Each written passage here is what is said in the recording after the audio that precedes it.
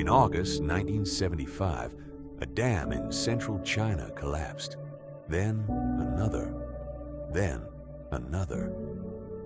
Within hours, a wall of water the size of a small ocean was racing across the countryside. 170,000 people died.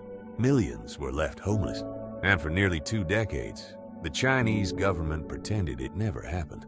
The Banqiao Dam sat on the Ru River in Henan province. Built in the early 1950s with Soviet assistance, it was designed to be indestructible. Chinese engineers called it the Iron Dam. State propaganda celebrated it as a triumph of socialist engineering. It was supposed to withstand any flood, a once-in-a-thousand-year storm. But there were warning signs from the beginning. A Soviet engineer named Mikhail Dmitriev raised concerns during construction. The design, he argued, was dangerously flawed. The drainage system was insufficient. The dam couldn't handle extreme rainfall. He was ignored. Construction continued on schedule. In the years that followed, smaller cracks appeared. Local engineers sent reports to Beijing warning of structural weaknesses. Those reports were buried.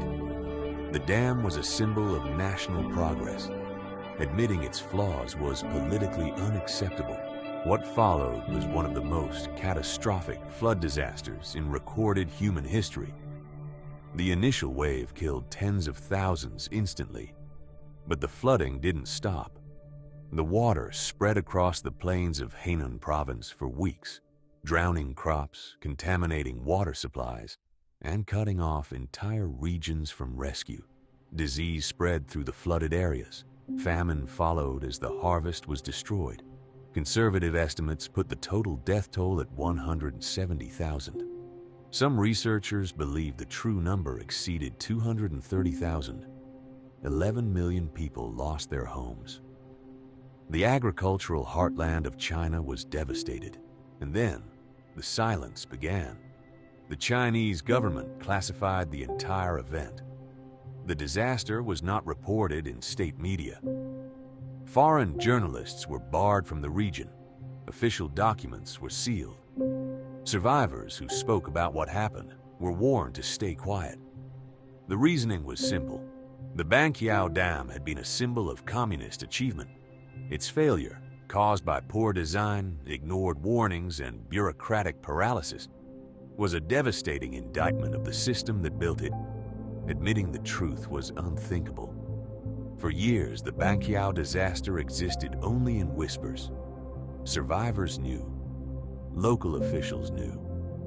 But officially, it had never happened. It wasn't until 1995, 20 years after the disaster, that a journalist named Yi Si published the first detailed account. The story slowly reached the outside world. China eventually acknowledged the disaster, but full official records have never been released. The true death toll remains disputed to this day. The Banqiao disaster happened because warnings were ignored, because political pressure overrode engineering reality, and because a government valued its image over the lives of its people. 170,000 people died. And for 20 years, the world didn't know. There are dozens of disasters like this. Buried, classified, denied. If you want to see another one, the next video is right here.